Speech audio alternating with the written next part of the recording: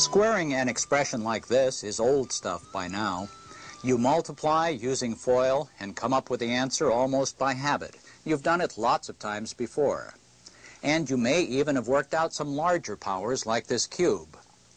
To find a plus b to the third power, you'd probably do it in 2 steps. Rather obvious steps when you think about it.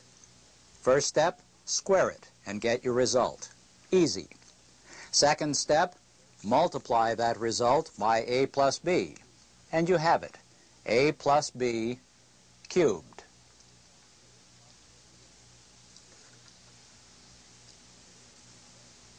Now we increase the power by one more step, a plus b to the 4th. Why? Because we need another example before we start seeing a pattern in the outcome. And I'll let you in on a secret. That pattern is what this module is all about. So right now I want you to finish working this one out, collect the terms, and then come back and we'll see if we can't find something interesting in all these results.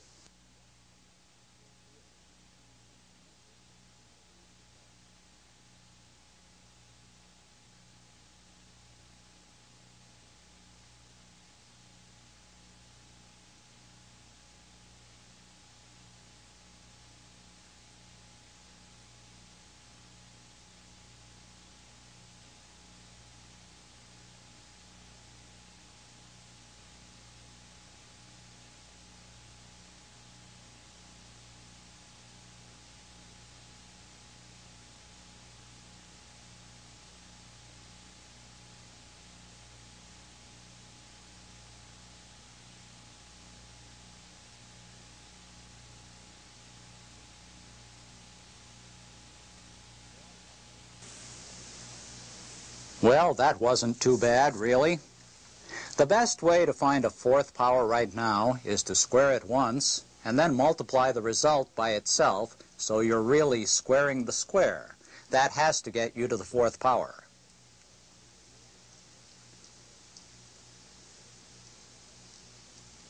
The answer at bottom here looks kind of random and confusing, but we just may be able to find a pattern here before things get any bigger.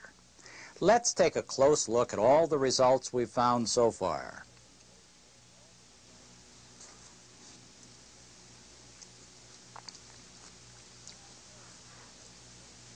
Now notice, as we go from left to right, the power of A decreases and the power of B increases by 1 with each step. Which means that if we line things up in a column to make them easier to look at, here's how the 6th power of a plus b might look. Great! We have the powers of a and b doing exactly the right things. We start with a to the 6th, end with b to the 6th, and in between we have the powers of a decreasing 5, 4, 3, 2, 1, in combination with the increasing powers of b.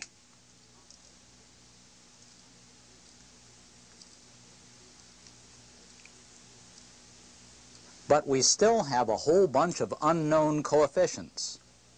For these, we'll get a magic formula that uses a new symbol that looks like this. N over r in parentheses, meaning the choices of r from n. It's not a fraction, and it represents the number of different ways of choosing r things from a group of n. But if it's not a fraction, then what is it? It's called a combination, or binomial coefficient, and here's a formula to work it out. But that still may not help, because those exclamation marks are confusing. What are they? The answer goes like this. The exclamation mark is shorthand for start with n and multiply together all the whole numbers until you get to 1. Here's an example. It may look confusing until you realize that n times n minus 1 times n minus 2 in this case simply means 3 times 2 times 1.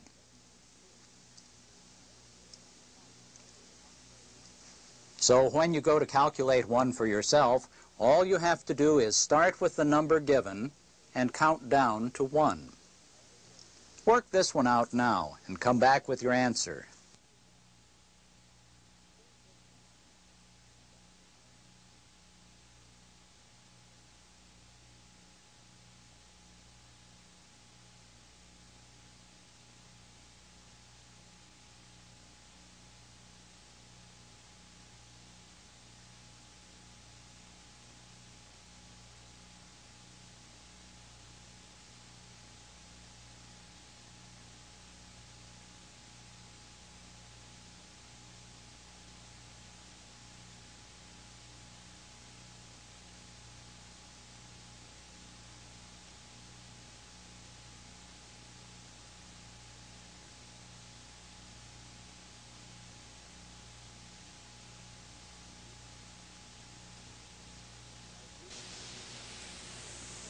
As you can imagine, factorial numbers tend to get very big in a hurry, but in this case, 5 times 4 is 20, times 3 is 60, times 2 is 120, times 1 is still 120, so that's not too bad. You may even find that you have a factorial key on your calculator to make the whole thing a lot easier. Now, back to the combination formula. Here's an example of choosing 3 from 5.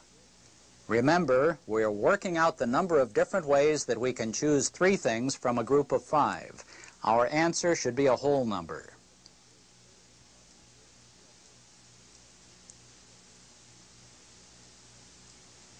We start with our combination formula and rewrite it as a complicated fraction with factorials. Then we can simplify the numbers in our formula.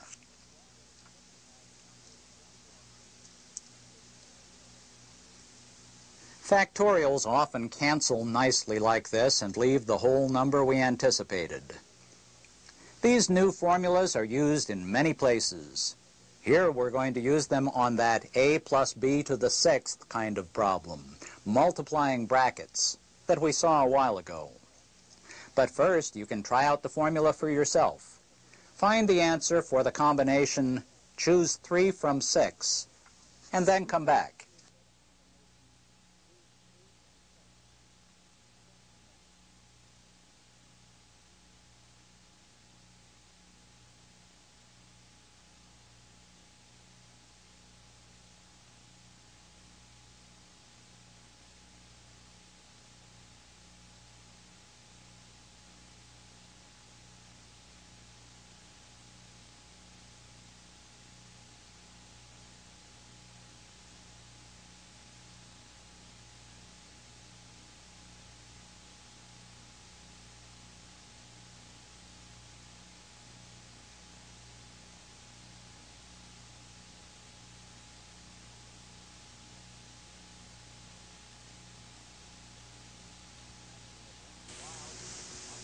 After a while, you can probably do the canceling step in your head, but here it is.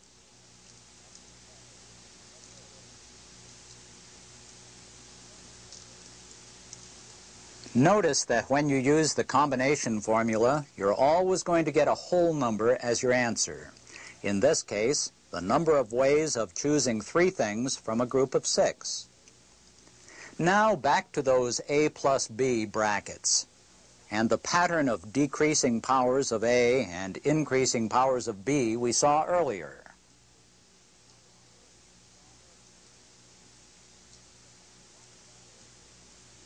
The binomial theorem tells us how to multiply out an nth power, and the combination formula tells us the coefficient of each term.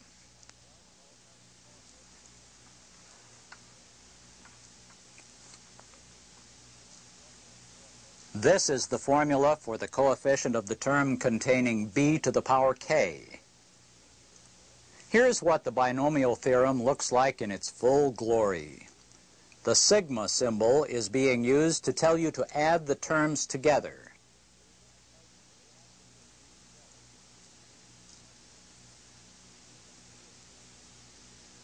You can see it better in an example like this. Here's how the formula generates the 4 terms that we had before for a plus b cubed. Notice that it works to produce at the right just what we expect.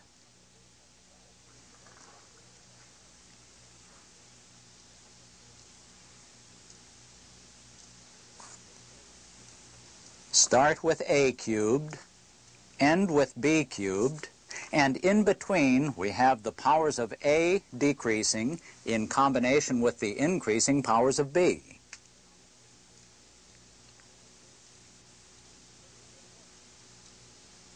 It works, and it will on much larger powers too. You can also use the formula to find a single term. For this one, n is 6 and k is 3, and we've already worked out that coefficient earlier in this module. It was 20. Here's one last chance for you to find one on your own. So grab your formula, work out your answer, and then come back.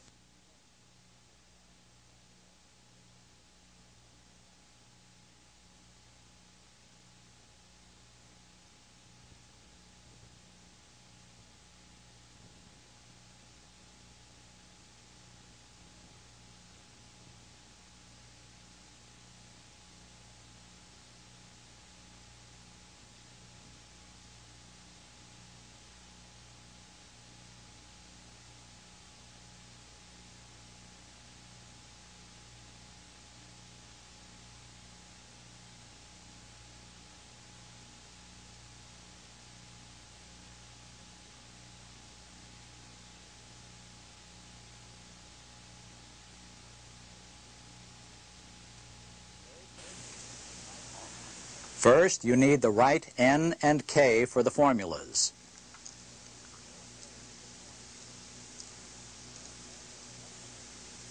Then you plug them in, and you're looking for the combination, choose 5 from 7. Then, it's easy.